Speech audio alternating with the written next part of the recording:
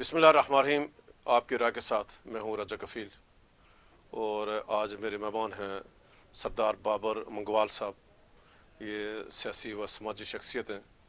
اہلکہ سیاست سے ان کا تعلق ہے، اور اسلام آباد اسلام آباد میں یعنی کشمیریوں کے ایک بڑے وکیل کی حیثیت سے لوگوں کے چھوٹے چھوٹے مسائل حل کرتے ہیں. اور سب سے یعنی یہ جو ان کی شخصیت ہے، یہ جو کروٹ آئیڈل پاور منصوبہ بنا تو متاثرین کروٹ کی بحالی کے لیے، ان کے حقوق کے لیے بابر صاحب نے طویل جنگ لڑی ہے، طویل جدوجہد کی ہے.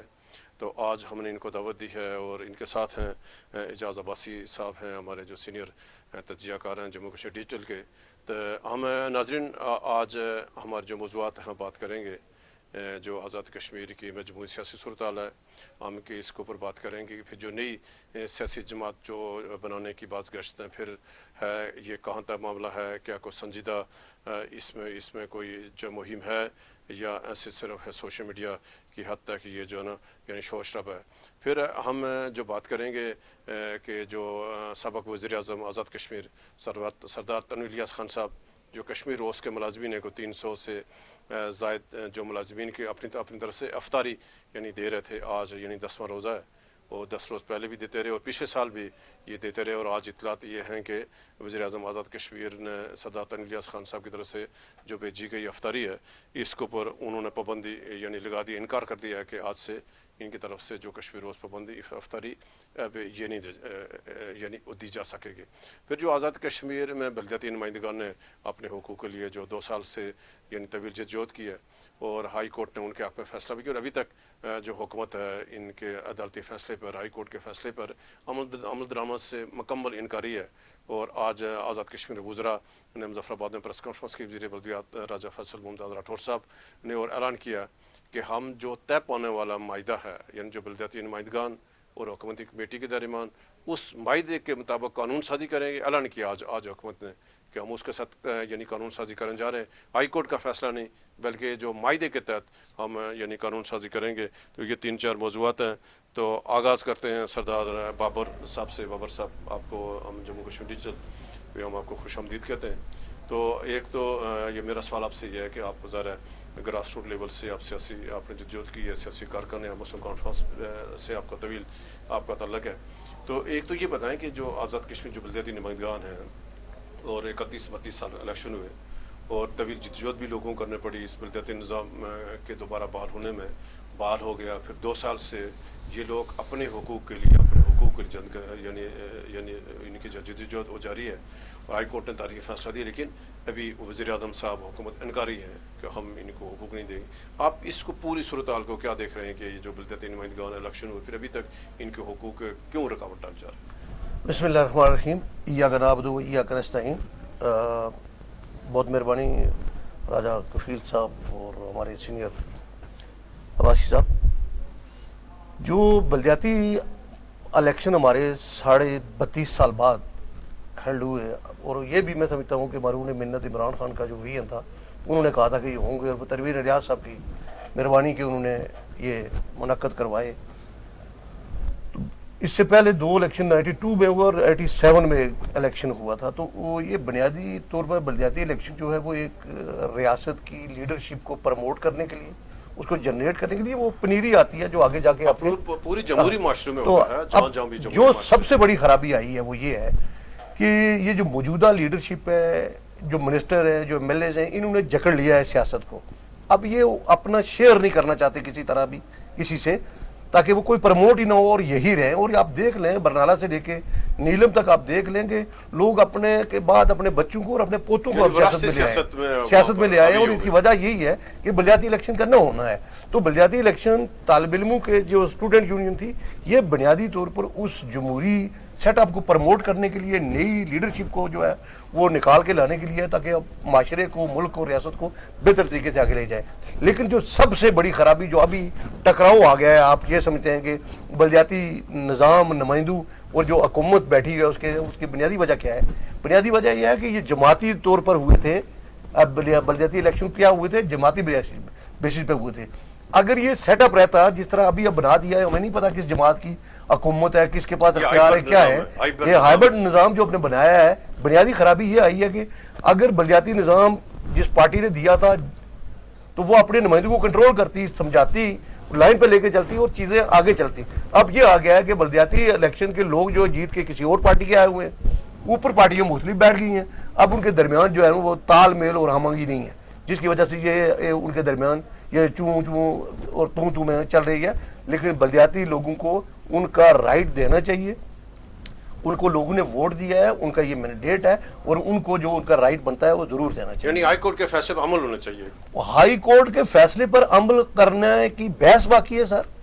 अदालतें फैसला करती हैं, हमारा काम है सर नगू होके उसको फॉलो करना, उसको मानना, इंप्लीमेंट करना, ये तो बहस ही नहीं है। यानी हुकूमत के पास अभी कोई ऑप्शन नहीं। नो वे कि हुकूमत इस चीज को रोक सके कि बल्दियाती लोगों के जो राइट्स हैं, बल्दियाती लोगों का राइट का मतलब यह है कि सिंगल पर्सन मेरे जैसे देहाती का राइट है, उसको ये मिलना चाहिए, उसका हक है। ये कैसे है कि भाई अब आप एमएलए जो है वो अरबों रुपए लगा दे, हर साल 32 किलोमीटर सड़कें दे दे, तो उनको जो है वो 10 रुपए ना आप दें, वो क्यों इलेक्शन लड़के आए थे वो? यानी मकामी हुकूमत है, हालांकि उनका ज्यादा किरदार बनता है इसमें। सर मैं कह रहा हूँ कि हमारे आज़ाद कश्मीर जो है कोई शहरी इलाका तो नहीं है, पूरी रियासत दे इलाका है, बरादरियों, कबीलों, इलाकों, डेरों, खंदानों में बटी हुई है, तो वहां पर ये चैन बल्दियाती ही जो है वो अहम रोल देता है। तो लिहाजा ये अगर वजीर आजम साहब की ये ख्वाब ख्याली है कि भाई मैं बल्दियाती लोगों को ऑन बोर्ड नहीं लूंगा, मैं समझता हूँ कि वजीर आजम नहीं, ये सारी जमातें वो जो बैठी हैं सारी मिली हुई हैं अंदर से कि बल्दियाती लोगों को प्रमोट नहीं करना, वरना हम जैसे लोग जो सियासत में ना होते, हम जैसे लोग आप जफराबाद में देखते कि भाई प्रॉब्लम ये है कि जकड़ा हुआ है उन्होंने, तो इंशाल्लाह ये होकर रहेगा, ऐसा नहीं है जो मूवमेंट बनी है वो बनकर कोई रिजल्ट ओरिएंटेड हो। एजाज अवैस साहब कि अभी आपने देखा कि जो मुजफ्फराबाद वज़रा ने प्रेस कॉन्फ्रेंस, डिटेल तो अभी आ रही है, जारी है प्रेस कॉन्फ्रेंस, और जो फैसल राठौर की मैंने बात से उन्होंने ऐलान किया कि जो हाई को जो यानी हुकूमती जो कमेटी थी और बल्दियाती नुमाइंदगान की कमेटी के दरमियान जो मामला तय हुए उस पर अब हुकूमत कानून साजी करने जा रही है। कहा कि हम हाई कोर्ट का जो फैसला है उसकी रूह का अमल नहीं करेंगे और जो उनका आपस में तयशुदा है, कोई बीच में फार्मूला के तरक्की मनसूबे यानी स्कीमें देंगे। इस पे आप क्या देख रहे हैं कि अभी मामला फिर कहाँ जाकर रुकेगा? बहुत शुक्रिया कफील साहब। वो मेरे ख्याल में हुकूमत जो पतली गली से निकलने वाला एक वो मकूला होता है ना, वो तलाश कर रही है और उसको वो शायद बेहतर यही समझती है कि यही पतली गली हमारे लिए है कि जिस चीज़ पर बल्दियाती नुमाइंदों और हमारे दरमियान मायदा हो गया था उस पर अमल दरामद करें और वो आइन साजी करें, और इससे जब बल्दियाती इदारों का जो तयशुदा मुतालबात का क्लेम है वो कम हो जाएगा, कमज़ोर पड़ जाएगा, तो फिर हाई कोर्ट को भी एज़ खुद अपने फ़ैसले पर अमल दरामद न करने का नोटिस लेने की शायद उस तरह की कोई ज़रूरत नहीं पड़ेगी। वैसे तो पिछले दिनों बल्कि तवातर के साथ इतलात आ रही थी कि हुकूमत बिल्कुल प्लान नहीं बना रही, बल्कि उसे प्लान बनाया हुआ है कि उसने हाई कोर्ट के फ़ैसले पर अमल नहीं करना, बल्दियाती नुमाइंदों की को फंड्स नहीं देने, उनके हुकूक तस्लीम नहीं करने, लेकिन अब कम अज़ कम उस बात पर तो आमादा हो गए हैं कि बल्दियाती नुमाइंदों के साथ जो मायदा हुआ था उनके उस पर अमल दरामद करें और कानून साजी के पार्शियली सही लेकिन कुछ न कुछ करेंगे। मेरा ख्याल, ज़ाती ख्याल ये है कि हुकूमत के पास अब कोई रास्ता कफील साहब नहीं बचा। ये हो नहीं सकता कि बल्दियाती नुमाइंदों के साथ आपने मुज़ाकरात करके एक मायदे पर दस्तखत किए, आपने उस पर अमल नहीं किया, कुछ दिनों के बाद हाई कोर्ट का फ़ैसला आया, फिर आपने वो उस मायदे पर अमल नहीं किया, हाई कोर्ट के फैसले पर अमल नहीं किया, और ये हो नहीं सकेगा कि हुकूमत मीठा मीठा आप तक कड़वा कड़वा थू। ये अगर बल्दियाती नुमाइंदों के साथ जो मायदा इनका होता है उस पर अमल करते भी हैं तो कोई ना कोई हाई कोर्ट में जाकर हाई कोर्ट के फैसले के ख़िलाफ़ दरख्वास्त दे देगा, हाई कोर्ट के फैसले के हवाले से दरख्वास्त दे देगा तो इन्हीं अदालत की हुकूमत के ख़िलाफ़, तो हुकूमत फिर फंस जाएगी और इनको अल्टीमेटली फैसला हाई कोर्ट की फैसले के मुताबिक, उसकी रूह के मुताबिक अमल करना पड़ेगा। अदरवाइज़ अगर ये सुप्रीम कोर्ट जाते हैं तो वहाँ भी इनके खिलाफ फैसला होगा, हाई कोर्ट में जाते हैं नज़रसानी की दरख्वास्त, वहाँ भी इनके खिलाफ फैसला होगा। अगर ये फैसले पर अमल नहीं करेंगे तो आज़ाद कश्मीर में बिल्कुल इनके खिलाफ एक लावा है। चंद दिन पहले जो इन्होंने अपनी तनख्वाहों में बेशर्मी के साथ और ढीठपन के साथ अंदाज में इजाफा किया है, एक तरफ ये बल्दियाती नुमाइंदों और एक्शन कमेटी के साथ मुज़ाकरात कर रहे हैं और मायदा कर रहे हैं कि हम गैर ज़रूरी इमरात कम करेंगे, और दूसरी तरफ 500 गुना अपनी तनख्वाहों में, जिसकी तनख्वाह 50,000 थी उसकी 5 लाख कर दी है, और जिसकी तनख्वाह 1.5 लाख थी उसकी 9 लाख रुपए कर दी है। यानी बेशर्मी की हद क्रॉस कर दी है इन लोगों ने। और यही वो चीज़ें हैं, यही वो डिफरेंसेस है एक आम आदमी और बड़े तबकात के दरमियान, जो ग्रीवेंसेस पैदा करता है, जो गुस्सा पैदा करता है, और आम आदमी के अंदर इस सिस्टम के ख़िलाफ़ बहुत ज़्यादा गुस्सा है। और मैं समझता हूँ कि हुकूमत अगर ये जो हरकतें कर रही है इसे बंद ना की تو جب ایک اور نئی تحریک چلے گی تو پھر عمل درآمد بلدیاتی نمائندوں پر بھی کرنا پڑے گا. اور یہ جو اس طرح لاکھوں روپے کی لوٹ مار انہوں نے شروع کی ہوئی ہے اور اس لوٹ مار کو سرکاری تحفظ یعنی آئینی تحفظ دیا ہوا انہوں نے, یہ بھی ان کو ختم کرنا پڑے گا اور ان کے پاس بچنے کا کوئی راستہ نہیں بچا. اچھا سردار صاحب, میں یہاں پر ایڈ کر دوں عباسی صاحب کی اس بات کو کہ اگر وہ ہائی کورٹ پہ کوئی فیصلے پہ عمل نہیں کریں گے, بحیثیت قانون دان جو ہے یہ ریٹ پٹیشن لے کے میں جاؤں گا, یا تو انہیں عدالت کی کارروائی کے لیے میں جا کے مظفر آباد میں حاضر ہوں, میں ان کے خلاف کارروائی کروں, ایسی کوئی بات نہیں. اچھا سردار صاحب, یہ میرا سوال آپ سے اس ٹائم آزاد کشمیر کی جتنی پارلیمانی جماعتیں ہیں وہ ساری حکومت میں, یعنی 2021 کے الیکشن میں جو مینڈیٹ عمران خان کی وجہ سے پی ٹی آئی کی ملا تو پی ٹی آئی ٹوٹ کے فاروق بلاک بن گیا اور 24-25 لوگ یعنی وہ فاروق بلاک والے حکومت میں ہیں, پاکستان پیپلز پارٹی والے حکومت ہیں, مسلم لیگ نون والے حکومت میں ہیں, مسلم کانفرنس, یہ تمام جماعتیں حکومت میں. اس کے باوجود آزاد کشمیر میں عدم استحکام ہے, لوگ سڑکوں پہ ہیں, یعنی افرتفری کا یعنی حالات ہیں. تو آپ کیا دیکھ رہے ہیں سب جماعتیں حکومت میں ہونے کے باوجود یعنی کہہ رہے ہیں کہ ہم حکومت میں نہیں بھی ہیں اور افرتفری بنیاد کیا کدھر ہم پھنس گئے ہیں؟ یہ راج صاحب, میں چونکہ قانون اور سیاست کا طالب علم ہوں, پارلیمانی نظام جس کا مطلب ہوتا ہے کہ ایک حزب اختلاف ہوتا ہے, ایک حزب اقتدار ہوتا ہے. اب حزب اقتدار کے مد مقابل اگر حزب اختلاف نہیں ہے تو وہ پھر کیا رہ گیا ہے؟ تو بات یہاں پر شخصی آمریت ہو گئی نا, اب بات یہ آ گئی ہے اور یہ انتہائی پریشان کن صورتحال ہے. مستقبل میں فیوچر میں ہم اس کو فیس کریں گے. اب یہ لوگ آپس میں ایک دوسرے سے ملے ہوئے ہیں, جیسے عباسی صاحب نے کہا مراد بڑھائی ہیں, 9 لاکھ کر لیے, منسٹریاں لی ہوئی ہیں, گاڑیاں لی ہوئی ہیں, فیسلٹی لی ہوئی ہیں, انجوائے کر رہے ہیں سارا کچھ, لیکن عوام کی یہ آواز نہیں ہے, کیونکہ عوام نے ایک لادہ سے پارٹی بنا کے وہ ان کے مد مقابل کھڑے ہو گئے ہیں. ان کو ناکوچ چنے چبانے پڑیں گے, الیکشن آنے دیں. یہ کیا کر لیں گے, یہ پارٹیاں بدلتے ہیں ادھر سے ادھر, تو وہ نہیں ہوگا. پارلیمانی نظام کی یہ ضد ہے کہ آپ نے جس طرح کی حکومت بنائی ہوئی ہے یہ چون چون کا مربع نہیں چلے گا, اور نہ عوام اس کو مان رہی ہے. بھئی پتہ ہی کوئی نہیں ہے کس کی, عوام نے کس کو ووٹ دیا, حکومت کس کی ہے, نہ حزب اختلاف ہے نہ حزب اقتدار ہے, مکس چل رہا ہے. نہیں, ایسا نہیں ہوگا. عوام بالکل ایک سائڈ پہ کھڑی ہے, حکومت کے منسٹر اور یہ جو لوگ ہیں یہ مافیا, یہ ایک طرف ہے, مقابلہ ان کا ہی ہے. اچھا سردار صاحب, وزیر اعظم صاحب تو کہہ رہے ہیں, میرا آپ سے اسی سے جڑا سوال ہے کہ وزیر اعظم صاحب انور الحق صاحب تو کہہ رہے ہیں کہ میں نے 77 سالہ تاریخ میں نے انقلاب برپا کر دی ہے, میں نے آئین قانون میرٹ کو بحال کر دیا ہے. کوئی مافیاز وزیر اعظم بار بار کریں, میں نے مافیاز ختم کر دی ہے. اس موجودہ حکومت کے جو 22 ماہ ہیں اس کی کارکردگی, انور الحق کی 22 ماہ کی کارکردگی کو آپ کیا دیکھتے ہیں؟ دیکھیں جی, پہلی بات یہ ہے, میں نے الیکشن کی کمپین میں پریڈکٹ کیا تھا کہ چودھری انوار الحق وزیر اعظم بنے گا, اور وہ بن گیا. میں واحد آدمی ہوں ریکارڈ پہ موجود. میں یہ کہہ رہا ہوں کہ انوار الحق کی شخصیت کے اوپر میں شاید نہ انگلیاں اٹھاؤں یا کوئی الزام لگاؤں کہ یہ مال کھا گیا ہے, لیکن سورس دیکھنا پڑتا ہے. سب سے بنیادی بات یہ ہے کہ انوار الحق صاحب جس پارٹی کے ٹکٹ پہ جیت کے آئے تھے اس کی وائلیٹ کر کے اس کے بعد ساری چیزیں غلط ہو گئی ہیں. سورس دیکھنا پڑتا ہے. یا اس سے پہلی جماعت نے اس کو بھی چھوڑ دیا تھا. میں یہ کہہ رہا ہوں چھوڑنا بھی. ایک اور بات دیکھیں, آپ کنسٹیٹیوشنلی ڈیولپمنٹ دیکھیں کہ وہ اسپیکر تھے اسمبلی کے, ریزائن نہیں کیا, پرائم منسٹر بن گئے. معاملات سب جوڈیشل کورٹ میں معاملات ایسے ہیں کہ جب آپ نے اپنے حلف سے, اپنی پارٹی سے, اپنے ٹکٹ سے جو ہے وہ غداری کر لی, آپ جو مرضی کرتے لیں, مطلب تو آپ صحیح راستے پہ نہیں. میں مجھے پہلے لا الہ الا اللہ پڑھنا پڑے گا تو تب جا کے بعد میں معاملات شروع ہوتے ہیں نا. تو انہوں نے بنیادی طور پر اپنے ساتھ وہی نا انصافی کر دی. اب ان سے توقع انصاف کی ہے ہی نہیں ہے. یعنی آپ کہنے کہ بحران جو ہے, بحران عمران خان کے ساتھ غداری ہے, تحریک انصاف سے غداری کا نتیجہ یہ جس وجہ سے بحران ہے. دیکھیں جی, عمران خان کو ایک منٹ رہنے دیں, یہ لوگوں نے ووٹ دیا تھا, لوگوں کے ووٹ کے ساتھ غداری ہے. میں ان کو چیلنج کرتا ہوں نا جی, میں ان کو چیلنج کرتا ہوں نا جی, جو عمران خان کے ٹکٹ پہ آئے تھے نا, ان کو چیلنج کرتا ہوں, آنے دیں نا, سال رہ گیا نا, آئیں گے الیکشن میں, دیکھتے کہ ان کو پتہ چل جائے گا کہ کس کے پاس کتنے دانے ہیں.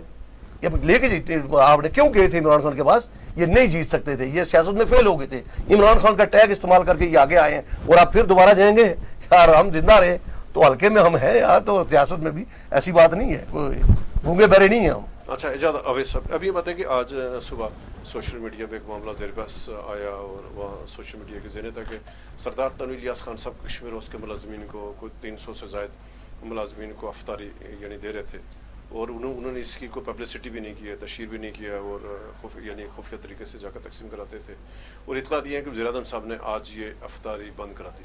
کیا اطلاعات ہیں آپ کے پاس یہ آج کی؟ یہ کفیل صاحب, یہ بڑی ٹھیک بات آپ نے کی ہے کہ یہ تشہیر کے کرنے کے بغیر تنویر الیاس صاحب نے ایک اچھا نیک کام شروع کیا ہوا تھا, اور مجھے بھی آج फेस बुक पढ़ कर पता चला है कि तनवीर इलियास उन लोगों को अफ्तारी दे पिछले रहे साल थे। भी ये दे बड़ा रहे अच्छा थे, है। इस अभी यानी 10 रोज हो गए हैं दे रहे हैं। ये मैं समझता हूँ कि मैं अक्सर जिक्र करता रहता हूँ कि ये जो अनवार अलग साहब की हुकूमत है, इसके मुकदरों में अल्लाह ताला ने किसी बात का क्रेडिट लिखा ही नहीं है, ना सियासी क्रेडिट लिखा हुआ है। और मेरे ख्याल में अब तो स्वाब का जो एक थोड़ा बहुत चीज़ हो रही थी वो भी उन्होंने एक बल्कि दानिस्ता ऐसा हरकत करके उसको अपने से दूर कर दिया है।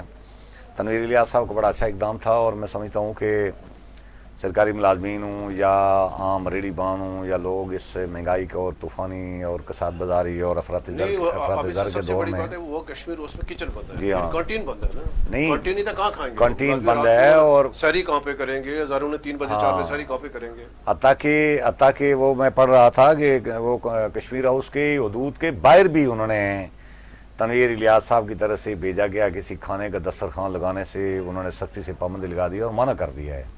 अब मुझे नहीं समझ आती हुकूमत ये क्या हरकतें कर रही है, बजाय इसके कि हुकूमत अपने मुलाजमीन को ख़ुद फैसिलिटेट करे, उनके लिए बंदोबस्त करे, उनके लिए अफ्तारी और सहरी का बंदोबस्त करे, उनकी कैंटीन बहाल करे और उनके लिए कोई सहूलतें मुहैया करे, बजाय इसके कि बस सियासी मुखालफत की बुनियाद पर। तनवीर इलियास साहब और अनवार अलग साहब के दरमियान क्या है, पिछले दिनों कुर्बत थी, नज़दीकियाँ थीं और दूरियाँ ख़त्म हो रही थीं, तो सारी चीज़ें मिलजुल के कर रहे थे। अब अगर कहीं थोड़े सियासी इख्तलाफात या थोड़े दूर दूर हो रहे हैं तो इससे मैं समझता हूँ कि वो 300-400 मुलाजमीन को सदा देना ये इंतहाई अफसोसनाक अमल है और इसको अनवार अलग को ये तर्ज अमल बदलना चाहिए और उनकी हुकूमत को भी कम अज़ कम अगर और नहीं है तो किसी एक कश्मीर हाउस की साइड पर कोई एक आतम कर ज़रूर कर दें, जहाँ चलो पूरे सारे दफातरों में खाना ना जाए या कोई अफ्तारी ना जाए, किसी एक ख़ास जगह पर दस्तरखान बिछा कर उन लोगों को इस बात की इजाज़त मिलनी चाहिए कि वो बाहर से भेजा गया तनवीर इलियास साहब भेजें या कोई और भेजें, अगर मुलाजिम लेना चाहते हैं तो उसको रोकना मैं समझता हूँ कि ये बहुत अफसोसनाक बात है। नाज़रीन, ये जो आज वाक़ा हुआ, मेरी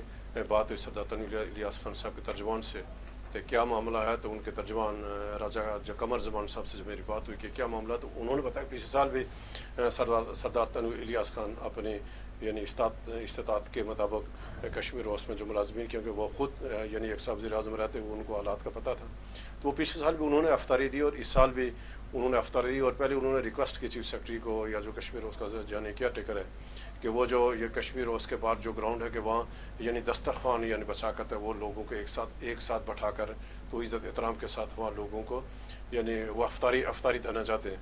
तो चीफ सेक्रेटरी या जो वहाँ कश्मीर हाउस के ज़िम्मेदार उन्होंने इत्फाक़ किया, लेकिन बाद में वज़ीर-ए-आज़म साहब के कहने पर शायद वो इनकारी हो गए कि इस तरह के साहब आम बाहर दस्तरखान लगा कर इसकी इजाज़त नहीं देगी। फिर उन्होंने यानी तजवीज़ पेश की कि जो कश्मीर हाउस की मस्जिद है कि मस्जिद के अंदर ये जो अफ्तारी आएगी तनवीर इलियास खान साहब की तरफ से, तो ये मस्जिद के अंदर जो मुलाजमीन है इनको वहाँ बैठा कर, इसमें सारे मुलाजमीन है जिसमें अवान सदर के, अवान वज़ीर-ए-आज़म साहब के, कश्मीर हाउस के और वो जो यानी वहाँ जो सिक्योरिटी का स्टाफ होता है, सारे जो यानी जितने मुलाजमीन है फैमिलीज़ हैं उनको, तो उन्होंने कहा कि हम इनको मस्जिद के वहाँ किसी एक जगह लगा कर उस पर भी इनकार हो गए। फिर जब उन्होंने हुकूमत से इसके इजाज़त नहीं दी तो फिर ये इनकी गाड़ियाँ कश्मीर हाउस के दीवार यानी बाहर जो गेट है उससे पैकेट बनाकर बहुत अच्छे, जिसमें यानी खाने की चीज़ें यानी तमाम अफ्तारी को और फिर उसमें खाना भी था, एक यानी सेवर फूड से स्टैंडर्ड का एक पैकेट बनाकर 300-350 शायद ये पैकेट यानी इनकी गाड़ियाँ जाकर यानी कश्मीर हाउस के गेट पे जाकर यानी 10 दिनों से वहाँ जाकर गेट पे दे रही थी, लेकिन आज उसको रोक दिया गया, वज़ीर-ए-आज़म साहब के हुक्म पर मना कर दिया गया कि जो तनवीर इलियास खान साहब की अफ्तारी है इसको अब वहाँ से कश्मीर हाउस के अंदर आने की या वहाँ बाहर भी यानी लेकर इसकी देने की इजाज़त नहीं होगी। जहाँ पर बाबर साहब मेरा आप क्या आएंगे? सॉरी, मैं एक छोटी सी बात कर रहा अपने अब्बासी साहब ने बड़ा खैर असल तबसरा किया, आपने भी तो बिल्कुल उसको अधेड़ कर रख दिया। सिर्फ एक बात कहता हूँ, मैं, आप, मेरा वज़ीर-ए-आज़म, मेरी हुकूमत, मेरी रियासत, ये बेस कैंप में बैठे हुए हैं, इनके पास कितना वक्त है कि ये किसी का खाना, किसी का पीना, ये कितनी निचली सतह पर जाके ये मामला कर रहे हैं। Is it politics? आप बेस कैंप में बैठे हुए हैं, आप पे जिम्मेदारी तो तहरीक की थी, आप पे जिम्मेदारी आपके कंधों पे तो आज़ादी की थी। ये व्हाट दिस नॉनसेंस, ये क्या हो रहा है कि एक बंदा खाना और उसका पानी और उसकी अफ्तारी? यार मुझे नहीं समझता कि मुझे और आपको भी कम से कम इतना टाइम ज़ाया करना चाहिए इस फोरम पे कि यार खाना पीना, ये रमज़ान में दुनिया सारी अफ्तारियाँ देती है, जिसका जी चाहे जो दे जो खाए, कोई सवाब है, कोई सारा कुछ है। तो वज़ीर-ए-आज़म साहब आप ज़रा ख्याल करें कि आप तहरीक के बेस कैंप में बैठे हुए हैं। भाई साहब ये क्या कर रहे हैं, कौन अफ्तारी कर रहा है कौन नहीं कर रहा है, it is not your head. आप बड़े ओहदे पर बैठे हुए, ज़रा ऊपर पीछे श्रीनगर और जम्मू की तरफ देखें, जम्मू के करीब आपका घर है और श्रीनगर के करीब आप बैठे हैं, اس طرف دیکھیں آپ کہ وہاں کیا ہو رہا ہے پلیز. اچھا ابئی صاحب، ابھی بات ہے جو آزاد کشمیر کی جو مجموعی سیاسی صورتحال ہے، یعنی تمام تر کوشش کے باوجود یہ سیاسی جماعت ہے، مسلم نون ہے، پاکستان پیپلز پارٹی ہے، یا جو اور لوگ بیچ میں لوگ تھے، تو یہ کہیں رک نہیں پا رہا معاملہ، یعنی کوئی استحکام کی طرف نہیں آ رہا. وہی افرتفری جو وزیر اعظم کے خلاف ان کی حکومت کی اتحادی جماعتیں، وزیر اعظم بھی ادھر ہیں، جا بھی نہیں رہے ہیں، ناراضگی پڑ رہی ہے. تو یہ کوئی جو ذمہ دار لوگ ہیں، وفاقی حکومت ہے، یہ کیوں تماشا دیکھ رہی ہے آزاد کشمیر کا؟ یہ تماشا کفیل صاحب اصل میں یہی صورتحال تو میرے خیال میں ہم لوگوں کے فیور میں ہے نا، جنہوں نے یہ سارا سسٹم کام کیا آزاد کشمیر کے اندر. جب سے نظریاتی سیاست آزاد کشمیر میں ختم ہوئی، مضبوط سیاسی پارٹیوں کی گرپ کمزور ہوئی اپنے لوگوں کے اوپر، تو اس کے بعد اس طرح کے افراتفری کا عالم ہمیں دیکھنے کو مل رہا ہے. اور یہ اب بھی آنے والے وقتوں میں بھی مجھے نہیں لگتا، چونکہ نظریاتی سیاست تو نئی پروان چڑھ رہی، کبھی نئی سیاسی پارٹیاں بنانے کی بات کی جا رہی ہے، کبھی پرانی سیاسی پارٹیوں کو توڑا جا رہا ہے. دیکھیں نا، یہ جو بابر صاحب بات کر رہے تھے، عمران خان کے نظریے پر لوگوں نے 36 سیٹیں لی، انہوں نے ووٹ لیے، اور جس دن ان کو موقع ملا تو دوسرے دن بےایمانی کر کے سارے بے ضمیر بکریوں کی طرح سارے جا کر دوسری طرف بڑھ گئے. اور اب وہ ان میں سے ٹکٹ وہی ہے، ووٹیں وہی ہیں، اور افراتفری کا شکار ہیں. ان کو کوئی سمجھ نہیں آ رہی کہ کیا کریں. اب وہی گروپ اب چونکہ پی ٹی آئی کے اندر واپس ان کی واپسی کی کوئی راستہ ہے نہیں، تو نئی سیاسی پارٹی بنانے کا ایک شوشہ چھوڑ رہا ہے. میں سمجھتا ہوں کہ یہ بالکل شوشہ ہے، یہ ساری بلیک میلنگ ہے. بنیادی طور پر انوار الحق کا اور اس کے کچھ لوگ نون لیگ کی طرف دیکھ رہے ہیں کہ نون لیگ ان کو سپیس دے تاکہ آنے والے دور میں بھی یہ اسی طرح کے گلچھر آزاد کشمیر میں اڑاتے رہیں جو ان 2 سالوں میں انہوں نے اڑائے ہیں. نون لیگ کچھ لوگوں کو شامل ضرور کرنا چاہ رہی ہے، تنویر الیاس یا ان طرح کے لوگوں کو، لیکن ایک مخصوص حد تک وہ لوگوں کو سپیس دینے کے لیے تیار ہے، زیادہ نہیں دے رہی.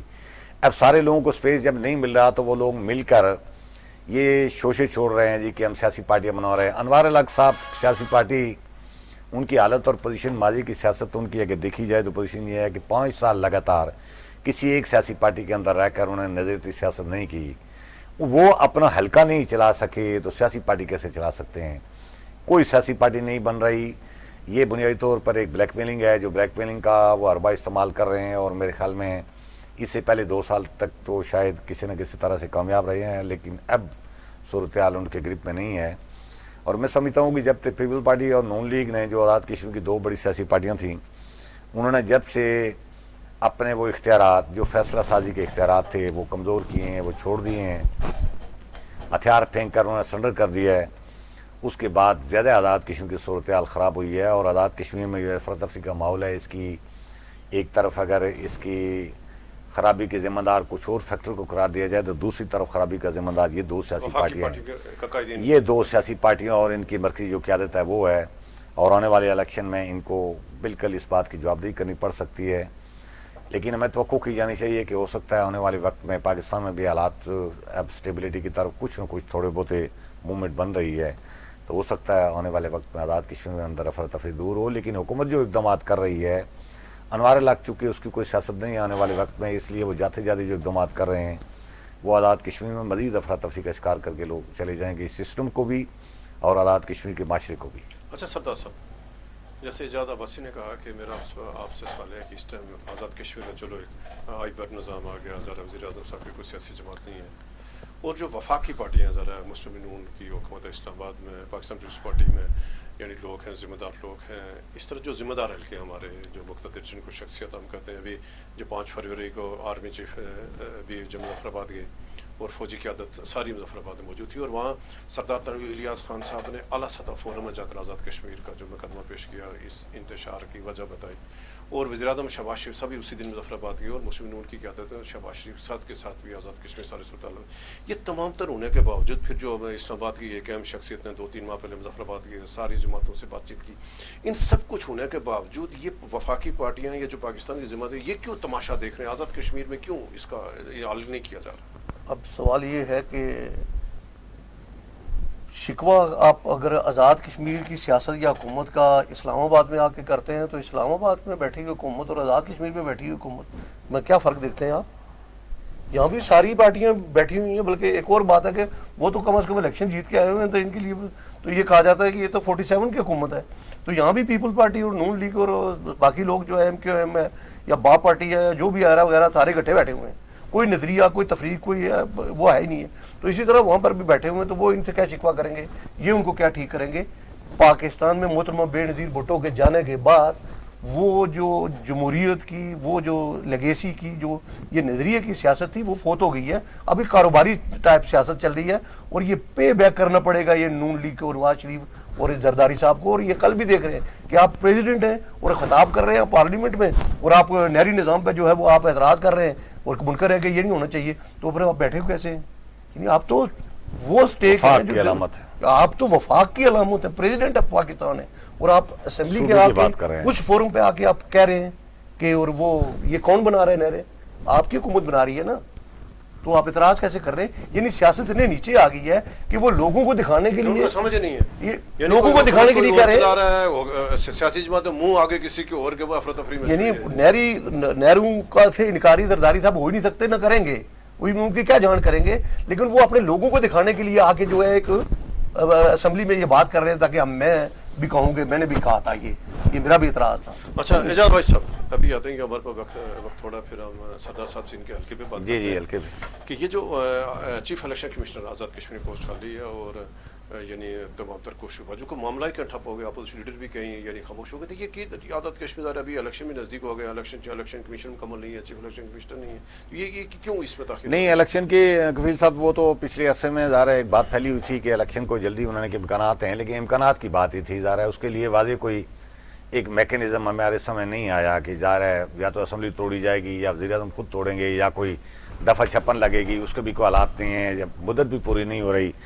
تو چیف الیکشن کمشنر کے بارے میں پچھلے عرصے میں تو بڑی شدت کے ساتھ ظاہر ہے وہ بحث بسا ہو رہا تھا, لیکن مجھے وہ تو ہے تعینات ظاہر ہے وزیر اعظم کو, یہ تو طے شدہ بات ہے کہ ان کو اس بات کا بالکل یقین ہے کہ اب میری مرضی کا چیف الیکشن کمشنر, چونکہ نون لیگ کی جب حکومت کے ساتھ انوار اللہ کے ساتھ دوریاں ہوئی ہیں تو اس کے بعد بالکل نہیں لگتا کہ ان کی مرضی کا بندہ وہاں بیٹھے گا, تو اس لیے بیٹھانا ہی نہیں چاہتے. تو اپوزیشن تو ظاہر ہے ایز خود اپوزیشن لیڈر تو بھیج نہیں سکتے, اس لیے. لیکن مجھے حیرانگی اس بات پر ہوئی ہے کہ آزاد کشمیر کے جو قانونی حلقے ہیں, بار کونسل ہے, بار ایسوسیشنیں ہیں, انہوں نے بھی آج تک اس کے اوپر کوئی آواز نہیں اٹھائی کہ اگر یہ واقعی چیف الیکشن کمشنر کی موجود نہ ہونے کی وجہ سے آئین کی کوئی خلاف ورزی ہو رہی ہے تو پر ہماری عدالتیں کیوں نہیں نوٹس لے رہی.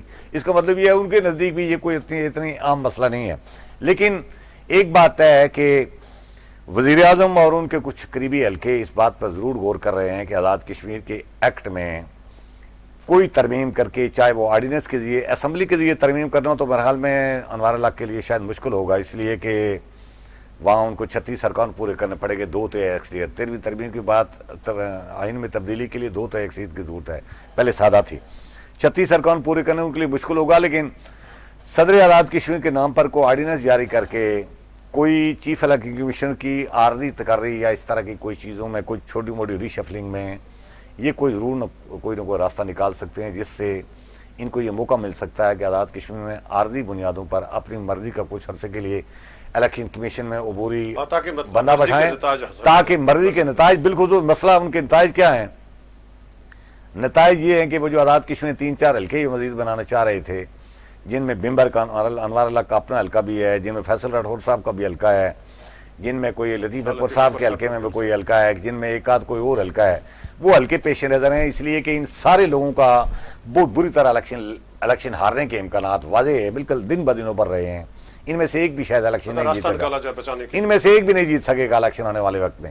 اس لیے وہ راستہ نکال رہے ہیں کہ اپنے لیے محفوظ حلقے بنائیں. اس کے لیے ان کو مرضی کا الیکشن کمیشن چاہیے, اور پھر اگر سونے پر ساگا ہوگا کہ وہی ان کی مرضی کا الیکشن کمیشن الیکشن کروائے تو پھر ظاہر ہے ان کو وہ لوگوں کی پولنگ سکیم بدلنا, لوگوں کے پولنگ اپنی ووٹر ادھر ادھر اٹھا کر ڈال دینا, یا پولنگ بوتھ زیادہ بنوا دینا, یا ان کو کم کروا دینا, یا مخالفین کو نقصان پہنچانا, یہ پھر ان کے لیے اور زیادہ آسان ہو جائے گا. اسی پر کام کر رہے ہیں. سردار صاحب میں اب آتے ہیں آپ کے حلقے پہ, حلقہ سیاست سے آپ کا تعلق ہے, اور ماشاءاللہ آپ کا حلقہ سیاست جو آپ کے لیڈر ہیں اور طویل عرصہ راجان سیر صاحب اس حکمرانی کرتے رہے, پھر ابھی چودھری اخلاق صاحب ہیں, دونوں مشہور آج کل سوشل میڈیا پہ آپ کے دونوں قائدین کا. تو کیا تو پہلے تو ناظرین کو بتائیں کہ سیاست کی کیا صورتحال ہے, آپ کیا کر رہے ہیں جان؟ آپ عباس صاحب, آپ اور آپ سیسا کی لیڈرشپ سے محظوظ نہیں ہوتے سوشل میڈیا پہ ان کو کلپ دیکھ کے؟ کیا آپ کا حلقہ بہت فیل کرتے ہیں یا نہیں کرتے آپ کہ ہمارے جیسے حلقہ بھی کہیں آزاد کشمیر کی باقی ریاست میں بھی کوئی ہے اس طرح جیسے ہمارے لیڈران ہیں وہاں پر؟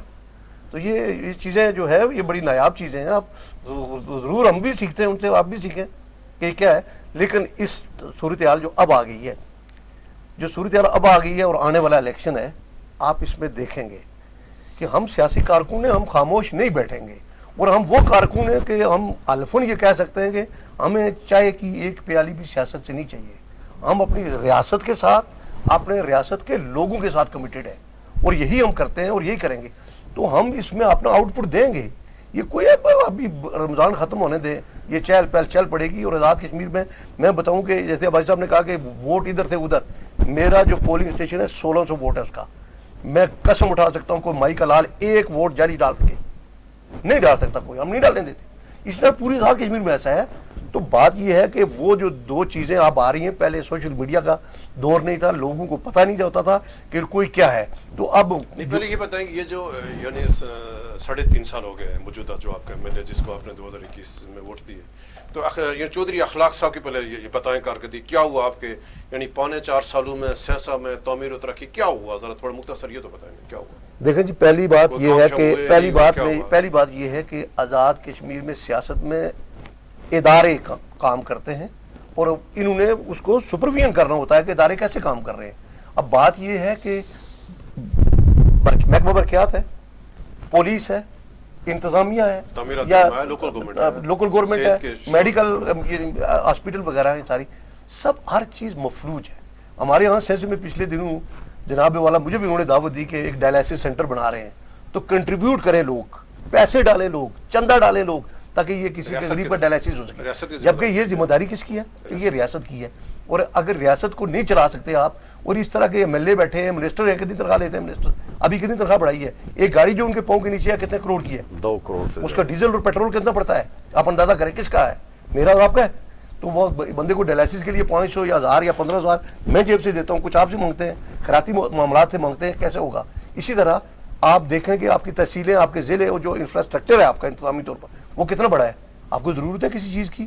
بھئی پٹواری کے اوپر, گرداور کے اوپر, نائب تحصیلدار کے اوپر, تحصیلدار کے اوپر اے سی کے اوپر ڈی سی, اے سی کے اوپر اسسٹنٹ کمشنر, اس کے اوپر ڈی سی کے اوپر کمشنر کے ساتھ ایڈیشنل کمشنر, اور یوں ہی چلتے جا رہے ہیں. آپ کو تو کسی ضرورت نہیں ہے, آپ کو تو چڑیا پر نہیں مار سکتی اگر آپ قانون اور آئین کے مطابق اپنی ذمہ داریاں نبھائیں. کچھ نہیں. تو ان کو کیا پتا کہ ذمہ داریاں کیا ہیں جی. مطلب چودھری اخلاق صاحب ہمارے بڑے بھائی ہیں, کوئی ایسی بات نہیں, عزت احترام کا رشتہ ہے. مجھے یہ بتائیں کہ ان کو کیا پتا ہے کہ یہ انتظامی امور کیا ہے, آئینی اور قانونی کیا بات ہے. مطلب ایک ووٹ کیسے دے دیے پھر یہ بتائیں. یہی تو کہہ رہا ہوں نا, آپ سے لوگ پڑھے لکھے لوگ ہیں, اور 40% لوگ باہر ہیں, یورپ کے معاشرے میں ہیں, ان کو یورپ کی جمہوریت کے بارے میں پتا. پھر سینس صاحب میں اتنے پڑھے لکھے لوگ ہو گئے, یورپ کی جمہوریت واقع ہوتے, یہ پھر کیسے آپ؟ میں بتاؤں, میں جب ماسٹر کر رہا تھا پالیٹکس میں, تو اس کا ایک سبجیکٹ تھا, چھوٹا سا ہی تھا, لیکن وہ سبجیکٹ تھا پروپیگنڈا. پروپیگنڈا کا مطلب کیا تھا کہ عام لفظوں میں اس کی تعریف یہ کی گئی ہے کہ جھوٹ اتنا بولو کہ وہ سچ لگنے لگے. میں سمجھتا ہوں کہ اس میں ایک بتدریج اور بڑا حصہ آپ کا ہے, ریاست کے ان اخبارات کا, اس میڈیا کا, ان میرے محترم آپ جیسے بڑے لوگوں, صحافی لوگوں کا یہ کردار ہے کہ آپ بڑے بڑے زمیبے چھاپتے ہیں, بڑی بڑی لیڈنگ سٹوری لگاتے ہیں, بڑی بڑی لیڈنگ سٹوری لگاتے ہیں, اور یوں وہ بازو پھیلا کے باتیں کرتے ہیں, اور آپ بھی بڑے خوش ہوتے ہیں, اور لوگ امپریس ہوتے ہیں وہاں پر. اور پڑھا لکھا خاموش رہتا ہے, آخری ہفتے میں جاتا ہے تو پیچھے سے وہ بے روزگار اور نوسرباز اپنی بساط بچا چکے ہوتے ہیں, اور میں اور آپ جا کے ووٹ ڈال کے آتے ہیں, تو ریزلٹ پھر اس کا حل کیا ہے؟ مختصر اس کا حل یہ ہے کہ سینس صاحب میں کیسے تبدیلی آئے گی. میں یہ کہہ رہا ہوں کہ جی میں اپنی ذاتی طور پر بتا رہا ہوں, میں یہ کہہ رہا ہوں میں کرپٹ ہوں, میں جاہل ہوں, مجھے قانون کا, آئین کا, اداروں کا کچھ پتہ نہیں ہے, تو مجھے نہیں آگے ہونا چاہیے. آپ مجھے نہ سپورٹ کریں نا, اور اگر میں اہل ہوں تو آپ مجھے سپورٹ کریں. تو میں دیکھتا ہوں تبدیلی کیسی نہیں آتی سیاست میں. یہ 2 نوجوان, ایک میرا کلاس فیلو ہے جو ڈگری کالج کا ریٹائرڈ پرنسپل ہے, اور اس کے ساتھ اس کا دوسرا بھائی ہے جو وہ بھی ٹیچر ریٹائرڈ ہے, ابھی ریٹائرڈ ہوا ہے. اس کے ساتھ ایک نوجوان ہمارا عزیز جس کو ہم نے اٹھا کے اسٹیج پر رکھا ہے, وہ ایک وکیل ہے. ان تینوں نے جناب علی کا بینڈ بجا کے رکھ دیا ایکشن کمیٹی میں, بائک لا کے چوک میں بتائے کوئی کہ میں کیا ہوں. وہ 3 بندے جی پڑھے لکھے ہیں تینوں. میں چاہتا ہوں کہ میں ان کے ساتھ جا کے بیٹھوں, ان کو سپورٹ کروں. آؤ بھائی, اس الیکشن میں بھی آؤ, سیاست میں بھی آؤ, کمانڈ رکھو. دیکھتے ہیں کہ ایک پولیس والا بیٹھا ہوا ہے وہاں پر تندار, وہ کسی کے ساتھ ناجائز کیسے کرتا ہے. میں کہہ رہا ہوں جی, میں تو یہ سمجھتا ہوں کہ میں پیدا ہی الیکشن لڑنے کے لیے ہوا ہوں. جیتوں یا نہ ہاروں یہ علیحدہ بات ہے, لیکن اس ریاست میں اپنا سٹیک ہم رکھیں گے. اپنی بات لوگوں کو مختصر ہمارا وقت کیوں ختم ہو رہا ہے، آخر میں کیا پیغام دیں گے سیسا کے لوگوں کے لیے؟ سیسا میں ابھی جو آپ کا ایم ایل اے ہے عمران خان سے باغی ہے، پہلے تو یہی بتائیں کہ اس کا مستقبل کیا، آپ کے ایم ایل اے کا مستقبل کیا اور آپ پیغام کیا دے رہے ہیں؟ دیکھیں جی، پہلی بات یہ ہے کہ سیسا کے لوگ بھی سوشل میڈیا دیکھتے ہیں، پڑھے لکھے لوگ ہیں، جی دار لوگ ہیں، صاحب حیثیت لوگ ہیں، صاحب ثروت لوگ ہیں. ان کا میں باہر الیکشن میں بھی یہ کہہ چکا ہوں تقریریں کر کے کہ جو آپ کی بودو باش ہے سیسے کی نا، وہ پڑھی لکھی نظر نہیں آ رہی. آپ پڑھے لکھے ہیں، میں پڑھا لکھا، گھر ہمارے گاڑیاں زبردست ہیں، لیکن یہ گراؤنڈ پہ نظر آنا چاہیے کہ ہماری چیزیں ٹھیک ہونی چاہیے. تو یہ صاحب جو آئے تھے عمران خان کے ٹکٹ پہ، میں کہہ رہا ہوں کہ عمران خان کو اگر ایک فقرہ جو کوٹلی میں تقریر کرتے ہوئے چودھری اخلاق صاحب نے بولا تھا نا کہ مائی پرائم منسٹر، اگر عمران خان اس بڑے جلسے میں یہ سن لیتا نا تو یہ گناہ کبھی نہ کرتا اور ہم اس سے بچ کے رہتے. اسی طرح آپ کو یاد ہوگا، میں بتا دیتا ہوں یہاں پر، رائے نصیر صاحب بھی بڑے اچھے چلے ہیں. میں بتاؤں آپ کو کہ رائے نصیر صاحب کو ٹکٹ دیا تھا سردار سکندر یار صاحب نے، اللہ تعالیٰ جنت بخشے. وزیر اعظم تھے کون؟ سردار مجاہد اول سردار عبد القیوم صاحب، وہ وزیر اعظم تھے. جب مرکزی جلسہ رکھا راجہ نصیر صاحب نے سیسا میں اس وقت میرے کو پہلی دفعہ ان کو سپورٹ کرنے ہیں، یونیورسٹی سے نکل گیا. تو سردار صاحب وزیر اعظم تھے، بڑے آدمی تھے، اس میں کوئی شک نہیں، کیونکہ پاؤں کی طرف دیکھ کے چلتے تھے. میں کہہ رہا ہوں کہ ایک ایک بات جو ہے وہ چوڑا بننے والی ہے. تو انہوں نے کہا تھا کہ راجہ نصیر صاحب، جب انہوں نے اس کی شخصیت کو دیکھا نا کہ یہ سٹائل اور اس طرح، آپ بھی دیکھتے ہیں سوشل میڈیا پہ، آپ نے کہیں کچھ چیزیں میں آپ کو نہیں کیلکولیٹ کرنا چاہتا، تو انہوں نے کہا کہ راجہ صاحب یہ آپ کی جو شکل شبات اور قطع وضع اور جو پرسنالٹی ہے مسلم کانفرنس سے نہیں ملتی، آپ ادھر ادھر تھوڑا سا ٹھیک کر لیں تاکہ کچھ بات بنے. لیکن سکندر یار صاحب کی اور اس وقت کاف چین کا سسٹم تھا تو وہ راجہ صاحب بھی اوپر آ گئے، تو اب وہ معاملات نہیں ہے. لیکن ہم نے پچھلی دفعہ ان کو اتارا تھا، یہ وعدہ تھا ہمارا. یعنی اس دفعہ سیسا کے لوگ ہیں یعنی روایت توڑیں گے. میں یہ کہہ رہا ہوں جی، ہم نے اپنی پوری جان مارنی ہے، اور میرا ایمان ہے کہ اللہ کی ذات مسبب الاسباب ہے، اسباب پیدا کرے گی. اور ہم بھی جو آپ ہمارا مذاق ہے پنڈی اسلام آباد کے شام کو پریس کلبوں میں بیٹھے ہوئے، ہوٹلوں میں بیٹھے ہوئے ہمارے ساتھ ہمارا مذاق کر رہے ہیں، اور ابھی بھی آپ نے کیا ہے، ہم آپ کا اس کا علاج کر کے دکھائیں گے اور انشاءاللہ جواب دیں گے. اب صاحب آخری سوال آپ سے کہ جیسے بابر صاحب نے ظاہر ہے چیلنج کیا ہے، تو آپ کیا دیکھ رہے ہیں کہ جو آزاد کشمیر کی برادریوں میں پھنسی ہوئی، ٹبروں میں پھنسی ہوئی سیاست، اس سے کہ جان چھوڑ سکتی ہے؟ بالکل کفیل صاحب، میں سمجھتا ہوں کہ یہ زہر قاتل ہے آزاد کشمیر کے معاشرے کے لیے. ایک طرف ہم دعویٰ کرتے ہیں کہ 90% ہماری ایجوکیشن ریشو ہے، اور دوسری طرف ہم چھوٹی چھوٹی برادریزم اور ان چیزوں میں. یہ آزاد کشمیر میں کوئی برادریزم نہیں ہے، دو طبقے ہیں، ہر معاشرے میں ہوتے ہیں. ایک بالادست طبقہ ہے اور ایک استحصالی طبقہ ہے. آزاد کشمیر کے اس استحصال زدہ طبقے نے جو کہ ایکشن کمیٹی کی صورت میں سامنے آیا، اس سے ایک عام آدمی کی جنگ لڑی ہے. اس نے کافی حد تک آزاد کشمیر میں برادریزم کا وہ زور توڑ دیا ہے، اور میں سمجھتا ہوں کہ یہ موومنٹ جاری رہی تو اس بات سے قدر، چونکہ اب لوگ اس بات کو جان چکے ہیں کہ راجہ نصیر صاحب سینسا میں راجپوتوں کے نمائندے نہیں ہیں، چودھری اخلاق صاحب جٹوں کے نمائندے نہیں ہیں، ایک خاص طبقے کے نمائندے ہیں. غریب غربا جیٹ ہو یا راجپوت ہو یا سودن ہو یا جو دوسری برادریوں کے ہیں، وہ خاص ایک طبقہ ہے. ان کی بالکل کوئی دیکھ بھال نہیں کرتا. یہ آزاد کشمیر اسمبلی میں آپ بیٹھے لوگوں نے یہاں کون سی برادریزم ہے؟ ایک گینگ ہے، ایک مافیا ہے، یہ بن چکا ہے، جنہوں نے 10-10 لاکھ روپے اپنی تنخواہوں میں اضافہ کیا ہے. اس میں نہ یہ تخصیص کی گئی ہے کہ یہ جیٹ صاحب ہیں، نہ راجہ صاحب ہیں، نہ عباسی صاحب ہیں، نہ فلاں صاحب ہیں. سب نے مل کر، اور ان سب نے اپنی اس لوٹ مار کو عائدی تحفظ دیا ہوا ہے. اس کے خلاف ایک کتنی خوفناک نفرت پیدا ہو رہی ہے آزاد کشمیر میں معاشرے میں، اور اس نفرت نے ان برادریزم کے چھوٹے چھوٹے بتوں کو آہستہ آہستہ میں سمجھتا ہوں کافی حد تک ان کی کمر توڑ دی ہے. اور آنے والے الیکشن اور اس کے بعد بھی جو واقعات ہوں گے، اس سے سال جو کہ ختم نہیں ہوگا، اس کے خلاف جو مذمت ہوگی، تو وہ میں سمجھتا ہوں کہ آزاد کشمیر میں کافی حد تک یہ چیز کم ہو جائے گی اور اس کا فروٹفل نتائج سامنے آئے گا. اچھا، آخری سوال آپ سے کہ آپ نے کروٹ جو ہائیڈل منصوبہ بنا ہے، اور آخری یہ سوال اہم تھا رہ گیا بیچ میں، تو مختصر بتائیں گے کہ یہ جو متاثرین کروٹ ہیں، آپ نے بڑی جدوجہد کی ان کے حقوق کے لیے، ابھی بھی ایشوز ہیں، اور ان کے حوالے سے کیا کہیں گے آپ؟ دیکھیں جی، ایک بہت بڑا منصوبہ 750 میگا واٹ کا پروجیکٹ بنا ہے، پورے ہمارے 2 گاؤں زیادہ متاثر ہوئے ہیں. وہ سیسا کے اولہاڑ جی مین چیز جو ہے وہ سیسا سے بھی معروف جو جگہ ہے وہ اولہاڑ ہے، چونکہ انٹری پوائنٹ ہے. اب اولہاڑ کے وہ 2 موزے چھوٹے چھوٹے، اب وہ موزہ بھی ایک ہی بن گئے، اولہاڑ اور تریڑ 2 موزے. میری گزارش ہے کہ اور لام کاف نہیں کرتے، ہم بلیم گیم کی بات چھوڑ دیتے ہیں. ہم یہ کہتے ہیں آپ کسی بھی جوڈیشل نظام کے تحت کسی سیشن جج کو، کسی ایڈیشن سیشن جج کی سربراہی میں ایک کمیٹی بنائیں چونکہ اس کے وہ معاملات دیکھ لگے کہ کس کو کیا ملا ہے، کس کو حکومت کیا کری، کیا حکومت حل کر رہی ہے؟ وزیر اعظم ہے ہمارے، پورا نظام موجود ہے نا۔ سن لیں یہ آپ میں یہ بتا رہا ہوں، ریکارڈ کے لیے بتا رہا ہوں آپ کو. میں نے اس ڈیم کے ایک ایک گھر کی خود سامان اٹھا کے ٹرالی میں رکھا تاکہ ایک بہت بڑا پروجیکٹ یہاں پر بن سکے. ان لوگوں کو ڈسپلیس کیا، میں نے جنگ لڑی، اور آخر میں نے یہ یہاں تک کہا کہ میرے پاس وہ ہے بیت المال کی زمین ہے، ان متاثرین کو میں دریا کے پار نہیں جانے دوں گا، یہ یہاں رہیں گے، میں ان کو اپنی زمین ڈونیٹ کروں گا، لیکن اگر انتظامیہ نہیں دیتی. اس کے بعد جا کے انتظامیہ نے وہاں جا کے ان کو کوئی 2 کنال 1 کنال کا وہ پلاٹ دیا اور وہ گھر بنا کے وہاں رہ رہے، کیونکہ لوگ چاہ رہے. میں نے کہا وہ مودی کے خلاف ہم جا رہے ہیں. کون سے ایشوز ہے جو ابھی جو پینڈنگ معاملات کون کون سے ہیں؟ پینڈنگ معاملات یہ ہیں کہ جو انفراسٹرکچر انہوں نے بنانا تھا اس لوگوں کی، یعنی متاثرہ کمیونٹی کے لوگوں کے لیے پروجیکٹ بنانے تھے، ان پروجیکٹ میں بھی بہت گھپلے ہیں، ان کی کوئی کلاس ہی نہیں ہے، اور جو بننے والے تھے وہ بنا ہی نہیں رہے، جن لوگوں کا رائٹ تھا ان کو دیا ہی نہیں ہے. آبادکاری بھی رہتی ہے، آبادکاری بھی رہتی ہے، ان کے حقوق بھی رہتے ہیں، سڑکوں کے جو لوکل گاؤں کے پروجیکٹ تھے وہ بھی رہتے ہیں، وہ دور دراز بھی دیتے ہیں، اور بعض ایسے پیسے لوگ لے گئے ہیں جن کا کوئی نام پتہ ہی نہیں ہے. اس پر سردار صاحب اسپیشل پروگرام کریں گے. میں یہ کہہ رہا ہوں، بس میری آخری بات میں کر رہا ہوں، میری ہمبل ریکویسٹ ہے، اگر آزاد کشمیر کی گورنمنٹ کہہ رہی ہے کہ ہم بڑے پارساں ہیں، بڑے نیک آجی اور نمازی ہیں، یار لیٹس ایک بنائیں ایڈیشن سیشن جج کی سروائی میں ایک کمیشن بنائیں، اولار کروٹ ہائیڈرو پاور پروجیکٹ کا جو ہے وہ چٹا کھٹا باہر نکال کے رکھ دے گا، وہ آپ کو پتہ چل جائے گا کہ گاجریں کس کس نے کھائی ہیں.